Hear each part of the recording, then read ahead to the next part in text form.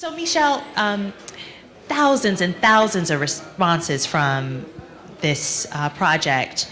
When you go to different places, do you find that children give you different answers than adults? And kind of what's been those differences? And have you been touched in any way specifically by that, if there are differences? Children don't have filters that adults have. As we get older, we learn to engage filters. So children, I think one of the 6 words I read upstairs is a child knows when injustice exists. They see things and they tell it like it is. And so some of the ones that come, like think Dr. Seuss and the Sneetches. If you're familiar with the Dr. Seuss, the Starbelly Sneetches, it's basically those sorts, we sorts and those sorts, and it's basically dividing people. They see things through their own lens, which seems very simplistic, but often what they say is really, really quite deep. High school students, however, there are a lot of high schools that are now adopting this. And it has allowed the schools to have, because in high school you don't want to say anything out loud. Yeah. Or you're afraid because the filters are fully engaged. Yep. You're concerned about what everybody's going to think about you. And even though this offers, it's not a full level of anonymity. I mean, most people, if you go to the Race Card Project, most people sign their names. But it's a way to get your thoughts out there and knowing that everybody else is doing it. And it's turned out to be a very useful tool. Not just for students, though, but for also teachers. We talked a little bit about this at breakfast this morning. The conversation among students is interesting, but then often when teachers are doing it, they're talking about things that they're experiencing also. Assumptions that they realize that they've been making. Realizing that they understand the student, but they don't understand the person. Yep. Or they don't understand the environment fully where the student comes from. So it's been an interesting tool to get at a lot of things. Absolutely. Any questions from out there in the audience? Or anyone want to share their own 6 words? Or your own 6 words, absolutely. Okay, Michele, I have one quick question. How do you change the mindset of people? Now, I have to say, here in Seattle, Washington, we have had several workshops. We've heard several things on conversations about race, courageous conversations about race. We have those courageous conversations about race, but then it's business as usual after you have those kinds of things. So it's the mindset that we have to look at changing. What are some of your techniques that you've used in order to be able to do that? You know, I always say over and over again, tell me your name again. Ina. I always say that this is not necessarily a tool that will change things in and of itself, but it will allow people to participate in a conversation that might open doors. You might not change anyone else's mind, you know, when you put your own 6 words out there or you look at someone else's. And sometimes that happens very, very, very slowly. It's glacial, you know, in its pace.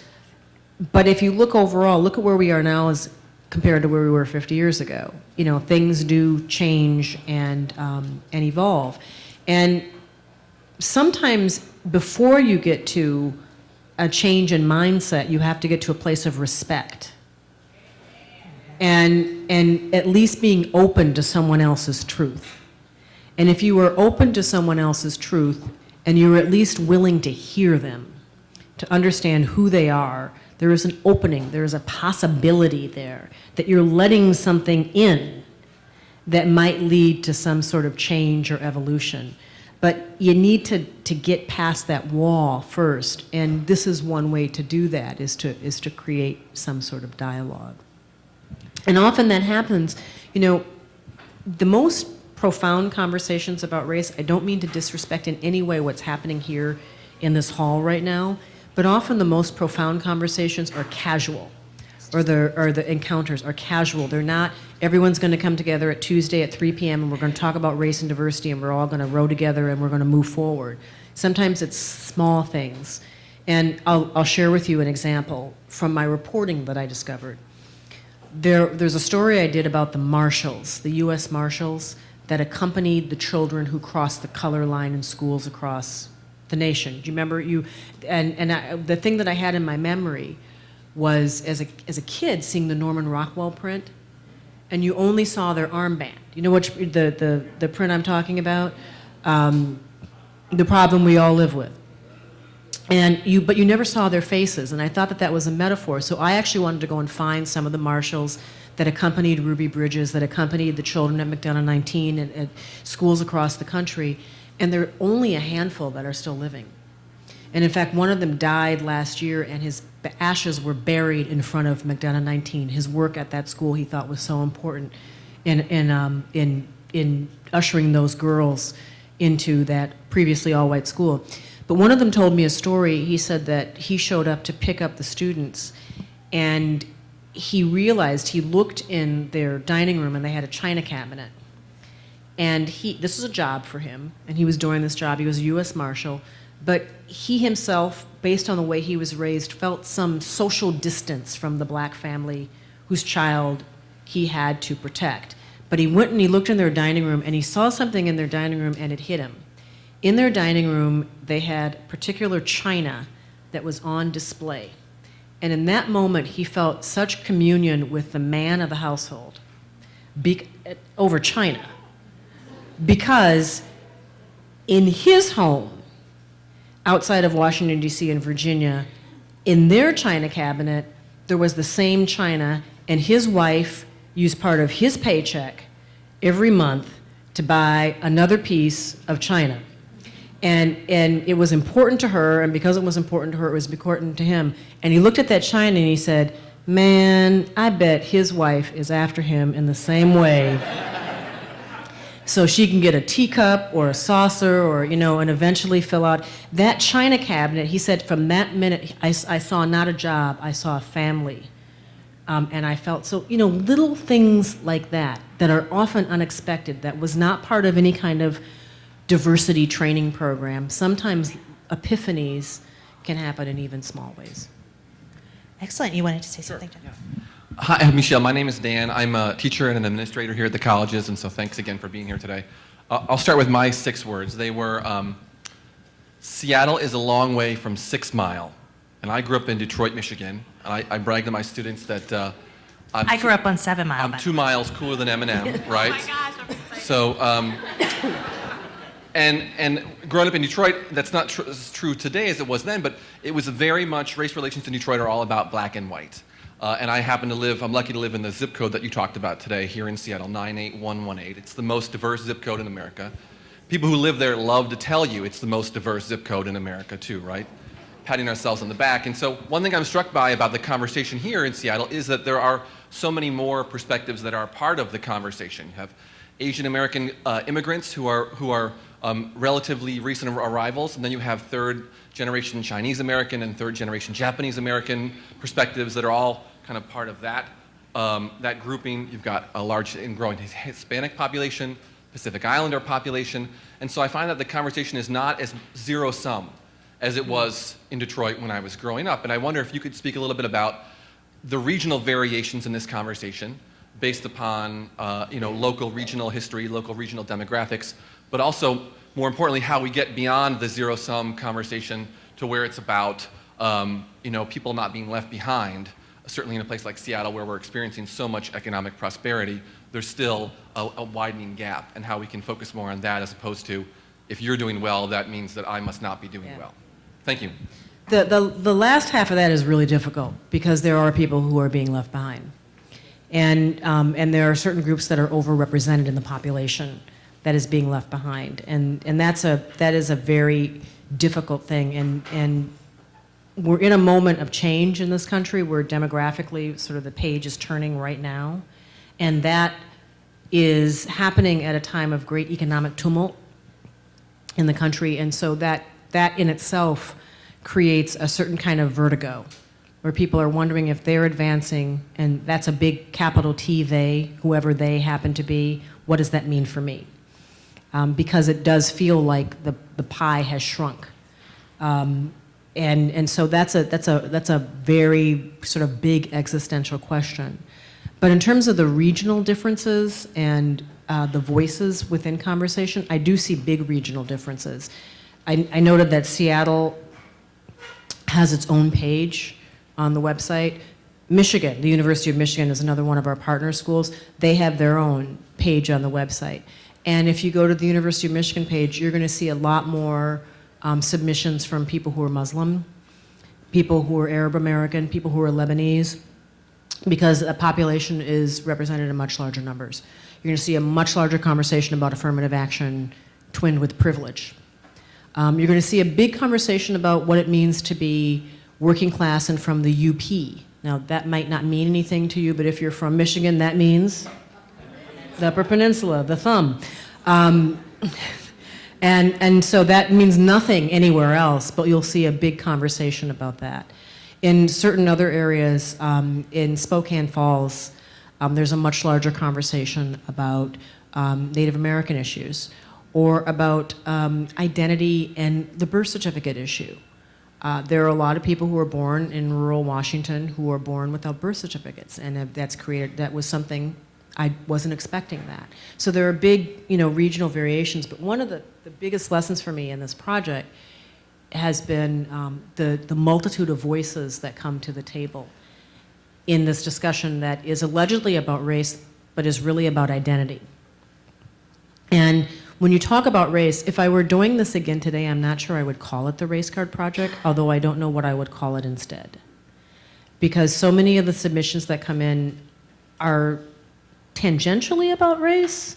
A lot of them really aren't even about skin color. They're really about your place in society, how you see yourself, how somebody else sees you. And a lot of those have nothing to do with race. And when we think about race, our definition of race is pretty narrow in the main. When you think about race, you usually think, as I mentioned, about the month of February. And it's usually through sort of a binary civil rights construct, Black America and white America. And the conversation about race and identity and diversity and multiculturalism is just much, much, much, much bigger than that. And until we change the terminology and the framework, and I think we probably do need new terminology, I'm just not sure what it is and what it ultimately will be. Thank you. Would anyone else like to share their race card? Yes. Good afternoon, and first of all, I'm Winona Hollins-Hagen, native of Seattle. Welcome to Seattle. Thank you. And thank you for all that you do. My words are peace, hope, faith, love, justice, and God. And I believe that those are the characteristics of my life that I hope to extol and share with my children and people in the community as well. And again, thank you for being here. Thank you. Thank you, Winona.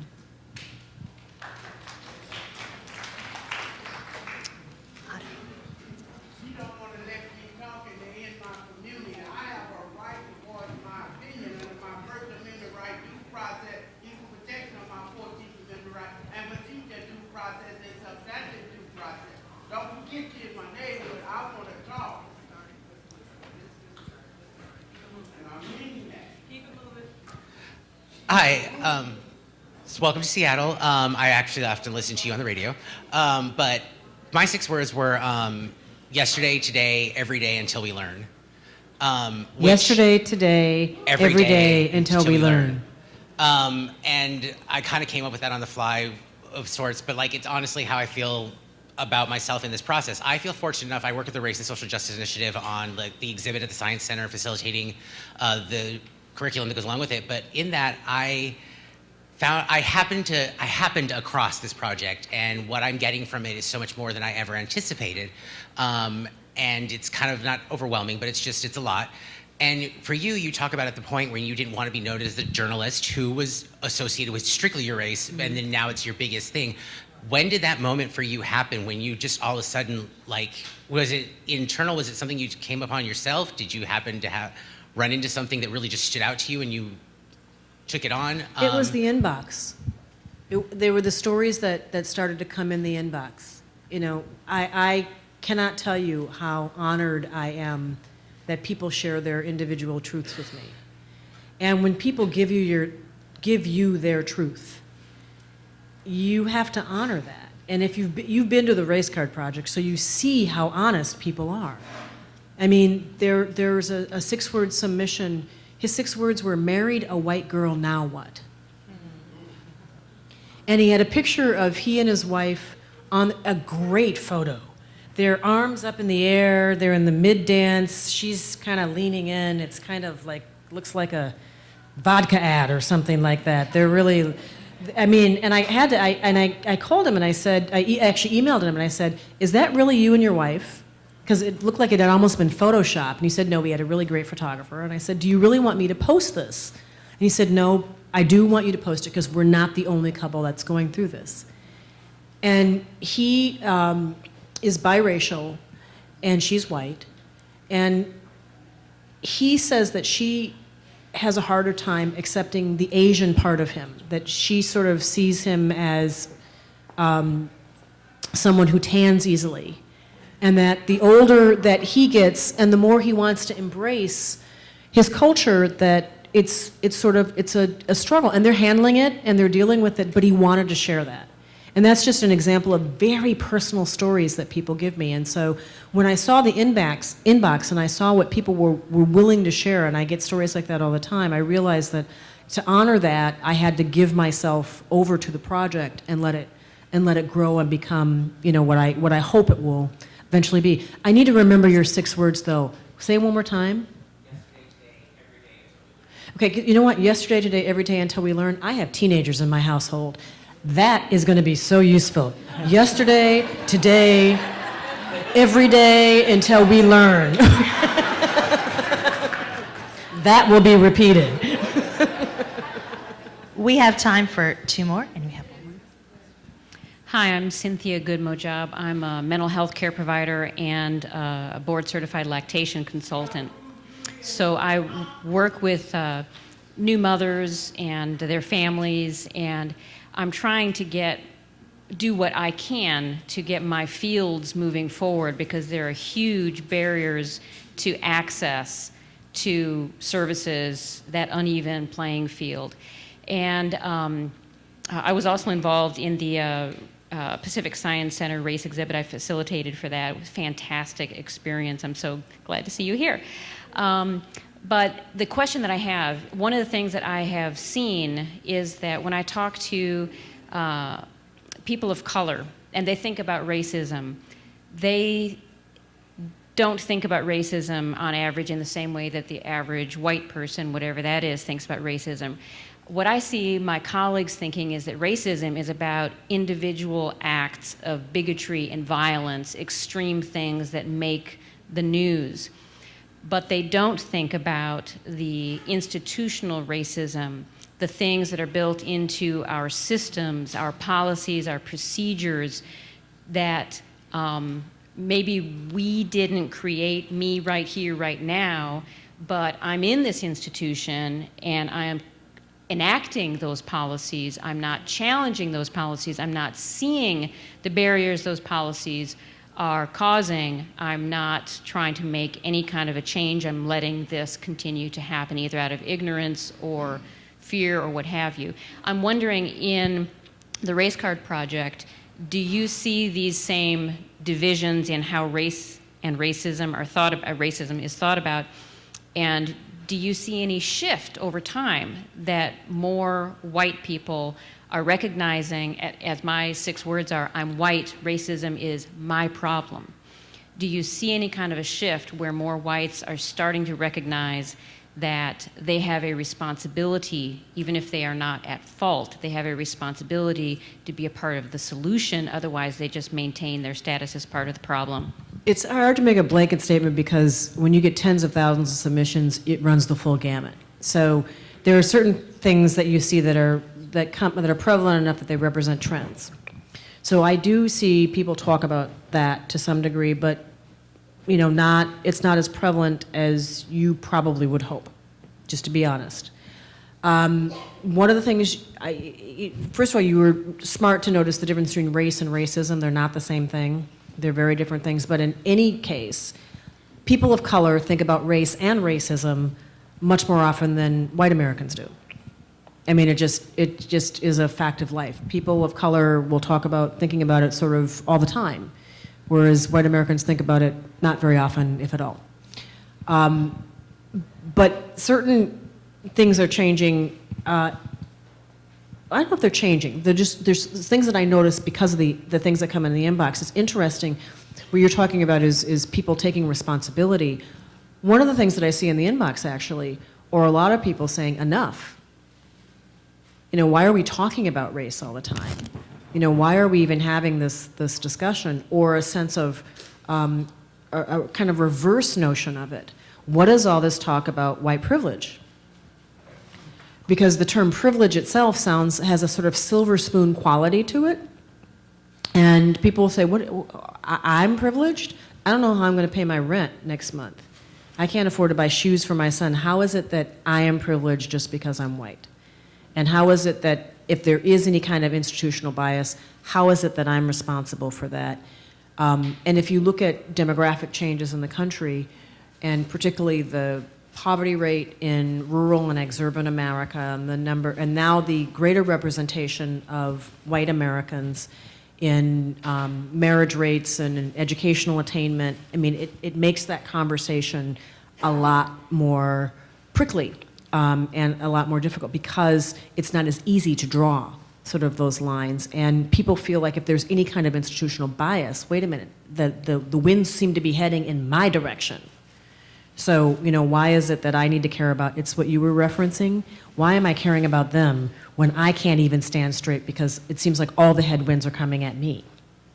And so it's one of the things that really complicates the conversation about race is because there are sort of, people are individually ambitious and they have individual concerns and individual fears about their own well-being. And we have to remember, we're told this over and over, but we can't underestimate the effect that this has on people's psyche. We now are the generation that can expect that our children will not live as well as we do. That their sort of attainment, wealth, education may not match, what we've come to expect. And hopefully that will reverse, but until it does, that creates the social vertigo, that I was talking about, that really does complicate these discussions. And at the same time makes them even more necessary. Excellent. We have one more. And I hear you, sir. We love you, and we want to give you a chance to talk as well. We just have one more question from this woman here. Okay, so I wanted to read my 6. Conversation expands music, and music expands conversation. And I found for the church that I attend, it is a culturally diverse church. And one of the things that really opens up conversation is in music selection, in exposing different people to different genres to open up conversation. Have you found that music tends to aid in the goal of expanding conversation about race? I think it could. And by the way, I recognize you because you had a big blue corsage on in church. You were one of. So we know why you're interested in music because you lifted us all up with your beautiful voice today.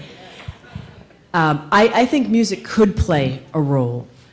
I know that I've seen a lot of submissions about people having epiphanies around music, particularly in the 60s. There was a lot of, in that sort of Motown era, and I wonder if that's happening, today in a different way. Young kids, they all listen to hip hop. Maybe there's some sort of musical communion there. Certainly through spirituals and through gospel music, but also through country music, and in lots of ways. I think there are things that we can explore. I have always thought that conversations, I'm glad to see that there's food on the table, because I think that one of the best lubricants for a conversation about race is food. That if you can bring people together and break bread, that things are just going to go a little bit easier. They call it comfort food for a reason. So perhaps music can be a part of that too. Thank you. Thank you. Hey, I got something to say. This is my neighborhood. Wait a minute. And she's so rude. I got something to say. It's my neighborhood. Okay, I don't need no mic. I don't like what I see here. This is a sad day for what Martin Luther King stood for. August 16, 1967. He stayed his feet. Where do we go from here? That was what the cops saw.